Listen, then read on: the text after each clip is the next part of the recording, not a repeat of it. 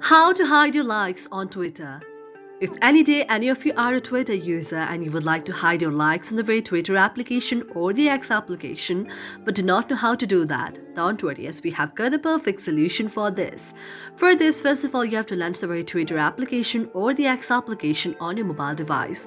For that, you can go to the search icon on your mobile device or just scroll left or right until you find the very option of the X application or the Twitter application on your mobile device. After you find the very X application or the Twitter application on your mobile device, you have to tap on it. After you tap on it, the very X application will be launched on your very mobile device. Now you have to go to the very profile section on the top. After you go to the profile section on the top, you have to go to the option of the settings and privacy. After you tap on the option of the settings and privacy, you can see an interface like this. Now after you see an interface like this, now you have to go to the next option, that is the option of the security and account access. After you tap on the option of security and account access, you have to go to the option of the security out there. Now if there is any option out there, you can just go, otherwise you can go back and then go to the option of your account.